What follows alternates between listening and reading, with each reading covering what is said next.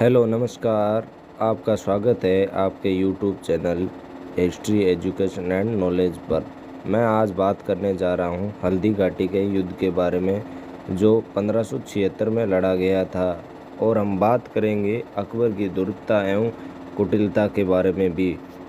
चूंकि मेवाड़ के नए राजा अब महाराणा प्रताप बन चुके थे, चित्तौड़ के तीसरे शाका में चित्तौड़ के निरपराध 40,000 नागरिकों की हत्या का दंश भी महाराणा प्रताप के मन में था। ये भी ज्ञात था कि किस प्रकार मुगलों ने अपने अग्न्यास्त्रों से सभी युद्धों में अपनी ओर पासा पलट रखा था। महाराणा प्रताप इसी से भी भली भांति परिचित थे कि अकबर मेवाड़ को अपने अधीन करने के लिए कोई भी साम दाम दंड भेद अपनाने के लिए तैयार है।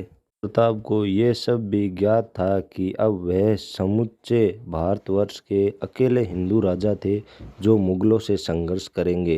बाकी सब राजा या तो मारे जा चुके थे या मुगलों के अधीन हो चुके थे।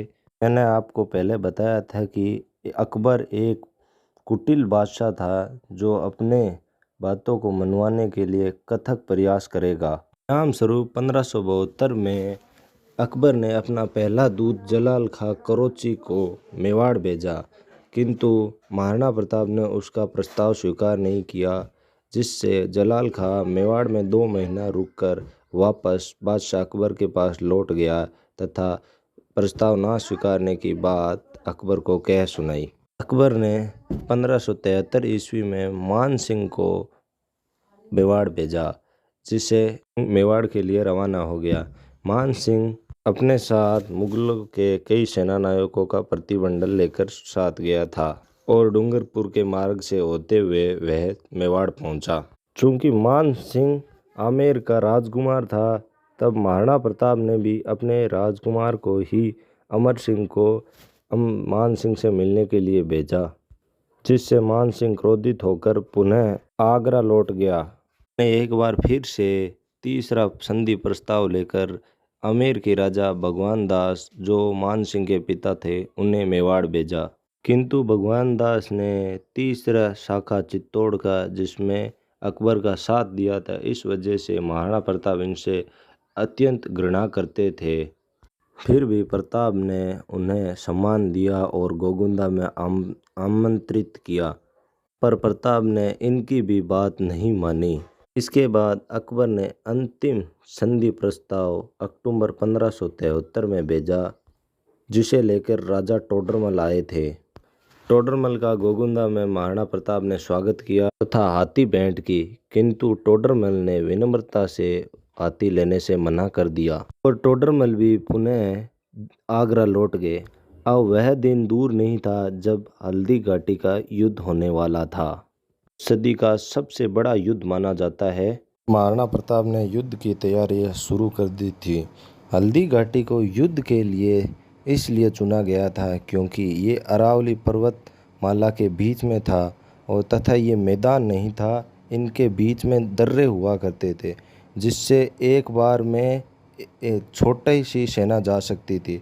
इस वजह से हल्दी घाटी को चुना गया था, क्योंकि अकबर की विशाल सेना वहाँ से गुजर नहीं सकती थी तथा महाराणा प्रताप की सेना वहाँ से गुजर सकती थी, और भील जो कि महाराणा प्रताप की सेना में थे, वह पहाड़ियों के ऊपर से उन पर हमला करते थे तथा महाराणा प्रताप की सेना जंगलों एवं पहाड़ों से भली भांति परिचित थी। प्रताप ने युद्ध नीति में गुरिल्ला नीति को सम्मिलित किया तथा शुष्क भूमि नीति को भी सम्मिलित किया।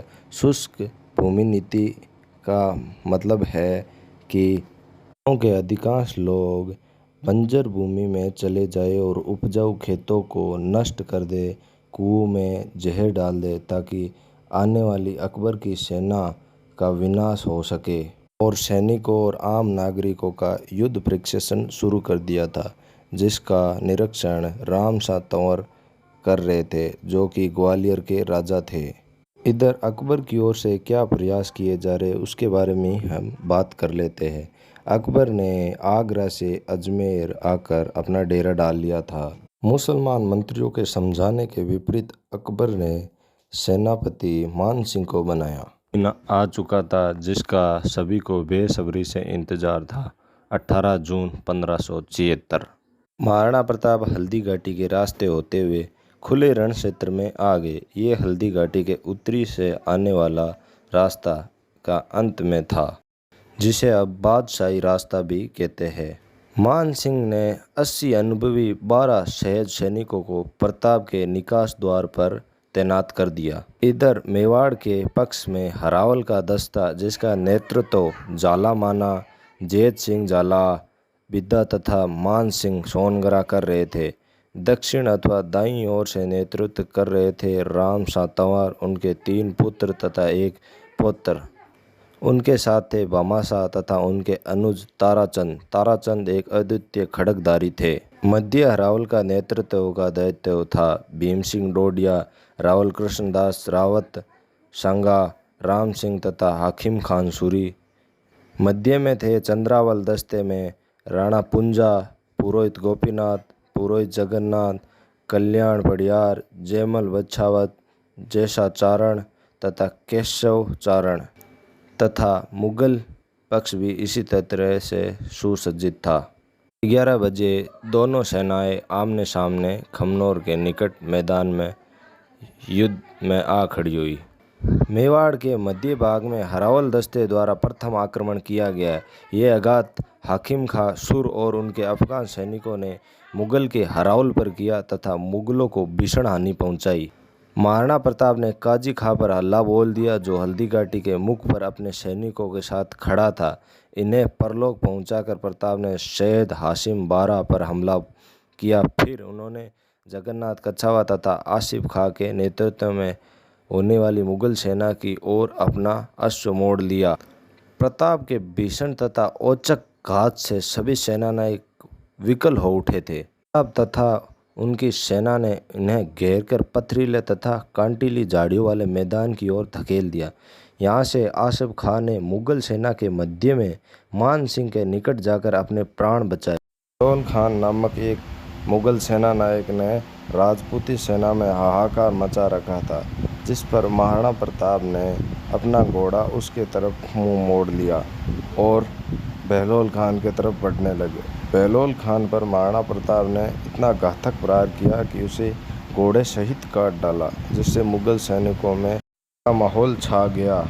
बाद में प्रताप ने आरक्षित सेना को भी काटना आरंभ कर दिया तथा शहीद 12 सैनिकों के अतिरिक्त मुगल की मध्य की सेना तितर-बितर हो गई। इधर मेवाड़ की दाईं वाहिनी ने मुगलों को वाम वाहिनी पर आक्रमण करके उसे ध्वस्त कर दिया तथा उन्हें अपने प्राणों की रक्षा हेतु पीछे पलायन करना पड़ा तथा भागते हुए काजी खां नाम के एक मुगल सेनानायक का हाथ काट गया और युद्ध स्थल से भागते हुए जोर जोर से चिल्लाने लगा, जब दुश्मन हावी हो तो लड़ाई से भागना हमारे रसूल की सुन्नत है।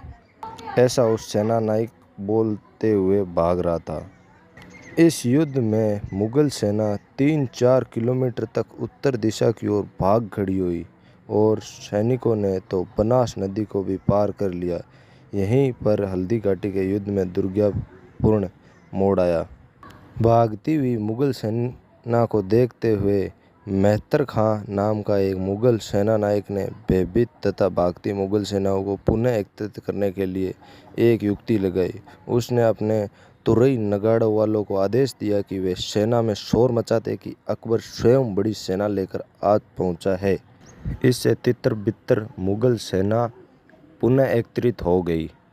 इस युद्ध में भीम सिंह डोडिया ने ललकारते हुए कहा, मैं भीम सिंह डोडिया आ चुका हूँ, अब बचकर दिखाओ। उन्होंने अपना भाला जोर से मान सिंह की ओर फेंका, जो मान सिंह के ओहदे में धंस गया, पर इस वार से मान सिंह बच गए और 1 दर्जन से अधिक मुगल सैनिक भीम सिंह पर टूट पड़े। देख प्रताप ने चेतक का मुंह उस तरफ मोड़ लिया जहां भीम सिंह युद्ध कर रहे थे। प्रताप ने चेतक को एक एड़ लगाई और देखते ही देखते चेतक के दोनों आगे के पैर मान सिंह के हाथी के मस्तक पर थे। घोड़ा अपने पिछले पैरों पर खड़ा था। तब प्रताप ने अश्व पर बैठे बैठे ही मान सिंह पर अपने भाले से घात लगा कर गर्ज कर बोल उठे, ले आ गया प्रताप सिंह, जहाँ तक तुझसे हो सके वीरता दिखा। एक बार पुनः मान सिंह प्रताप की वार से भयभीत हो झुककर ओहदे में छुप गए। हार से मान सिंह का हाथी घायल हो गया था, जिस कारण उसे युद्ध से हटा दिया गया। मान सिंह के हाथी की सूंड में सीधी तलवार बंधी थी, जिससे खांडा कहते हैं। हाथी के उस खांडे से चेतक के एक पिछले पैर की मांसपेशी कट गई। प्रताप के शरीर पर भी अब तक 8 घाव आ चुके थे। यद्यपि इस पर भ्रम है। कुछ लेखक 2 घाव की बात करते हैं, एक भाले से व एक तीर से। पर भीम सिंह को प्रताप नहीं बचा पाए। घायल घोड़े पर प्रताप के लिए लड़ना असंभव हो गया था तथा हाकिम खान ने चेतक घाटी की ओर मोड़ दिया ताकि प्रताप युद्ध क्षेत्र से बाहर निकल जाए। अब दोपहर के 3 बज चुके थे। मेवाड़ की सेना पूरी तरह थक चुकी थी और प्रताप ने अपने सेनानायकों को पर्वत की ओर लौट जाने का आदेश दिया।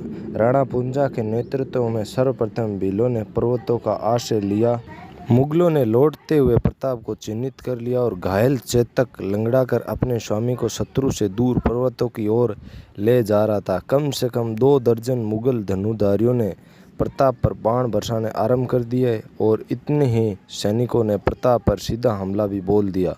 ऐसे में हाकिम खां सुर और झालामान ने अपने स्वामी की रक्षा हेतु आत्मोत्सर्ग का सर्वोच्च बलिदान देने का निर्णय लिया। हाकिम खान ने महाराणा पर हो रही बाण वर्षा के बीच आ खड़े हुए। झालामाना ने प्रताप के सिर से उनका राज चिन्ह उतार कर स्वयं पहन लिया, जिससे शत्रु नहीं प्रताप समझे। माना ने प्रताप के कुछ बोलने से पहले प्रताप की दोनों तलवारें अपने पास ले ली तथा अपनी तलवार प्रताप को देकर मुगल सैनिकों पर टूट पड़े और कहा, आओ मैं हूँ प्रताप सिंह। तथा हाकिम खां और झालामाना दोनों ही अपने महाराणा के प्राणों की रक्षा करते हुए मन प्रसन्नता लिए हुए मुगलों से युद्ध करते करते वीर गति को प्राप्त हुए। युद्ध में महाराणा प्रताप के 2 हाथी भी थे, एक लूणा तथा दूसरा राम प्रसाद। राम प्रसाद इतना वफादार था कि उसके महावत की मृत्यु के बाद भी वह युद्ध में मुगलों के सैनिकों को कुचलता रहा। किंतु मुगल हाथी सेना का सेनापति हुसैन खां अवसर पाकर राम प्रसाद पर चढ़ गया और उसे काबू में कर मुगलों की ओर ले गया। बाद में इसे अकबर को भेंट कर दिया गया और अकबर ने इसका नया नामकरण किया और नाम रखा पीर प्रसाद। किंतु यह हाथी भी स्वामी भक्त था। इसने खाना पीना त्याग दिया और कुछ दिनों बाद अपने प्राण त्याग दिए। किंतु ये स्वतंत्रता का संग्राम यहीं समाप्त नहीं हुआ था, ये अभी भी चल रहा था। किंतु हम आपसे विदा लेना चाहेंगे। फिर मिलेंगे एक ऐसे ही वीडियो के साथ। तो लाइक, सब्सक्राइब एंड कमेंट करके ज़रूर हमारा हौसला बढ़ाएं। हम आपके प्यार के भूखे। धन्यवाद।